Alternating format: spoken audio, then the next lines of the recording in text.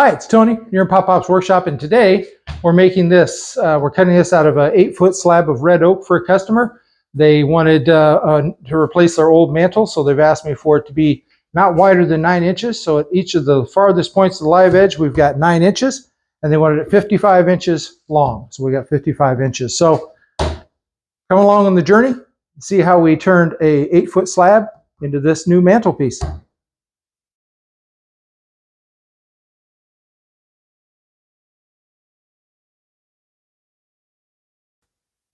Okay, so as you saw, we've got this all finished up, but here's the beginning of it where we've struck a line so that we get about 9 inches from the furthest protrusion of this live edge to this back line. It's approximate, but it's about 9 inches. And we're going for 55 inches overall, approximately, based on how much we can shift with the bark that's trying to remain on here. So we've got the track saw out, all this down, we've got it clamped. She's not going anywhere. Made sure my alignment was right, so we should get a nice clean cut out of the wen. So next up, we're using the track saw.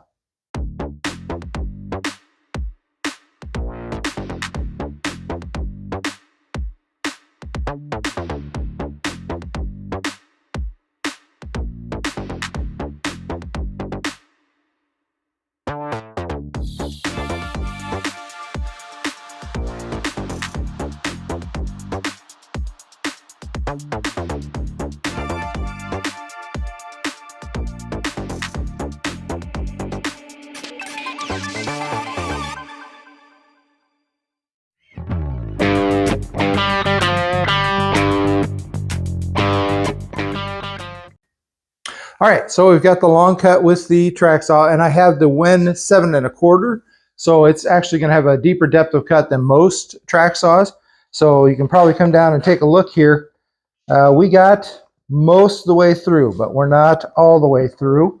And I think this is slab 2 3/4. So I'm really happy with that track saw, man. It did a fantastic job. So if you're in the market for a budget track saw, I'll put a link to where you can pick one of those up. But next, we're just going to remove the clamp or the track, and then I'm going to break out the old Japanese handsaw.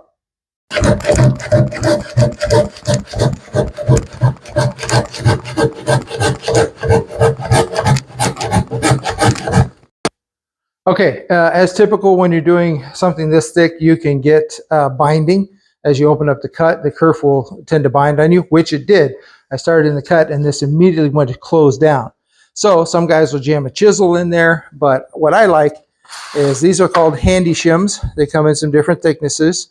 These last forever. I usually keep one in the pocket of my apron, so I had to break out a few more today, and I'll just drive these in with my handmade mallet here in Pop Pop's workshop. Just tap them down a little bit, keep that kerf open as I'm making that saw cut. And then no problems. We'll get this done in no time.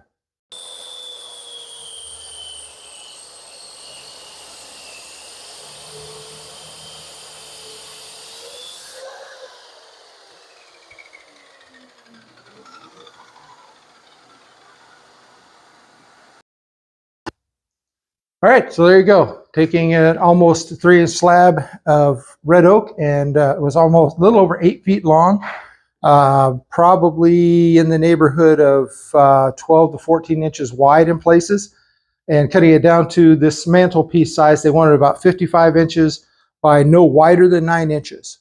So got that done, all cut down. Big shout out to Wen. The track saw performed excellent. The Woodriver clamps for holding down the track so that I knew I was going to stay consistent. Those were great too. And I can't say enough great things about the Japanese saw. This thing is cool, and it cuts like butter. Thin kerf, which helps when kerf's trying to close up on you. This makes it a little bit easier too. So get yourself a Japanese saw. You won't regret it. And also the micro jig clamping system I built in here, it's not perfect. I've got to redo it, but even in its imperfect state, worked wonderfully. So shout out to Microjig for their great product as well. So all in all, easy project when you have the right tools. If I didn't have these tools, it would have been much more difficult, and I'd have probably been banging my head against the wall at some point. But it went smooth for once in Pop Pop's workshop. We're very happy about that. Hey, thanks for watching. We appreciate that you've taken your time to do so. If you get a chance, you'd like to like and subscribe, we'd appreciate that as well. But come back next time and see what we're working on. Remember, you can do this.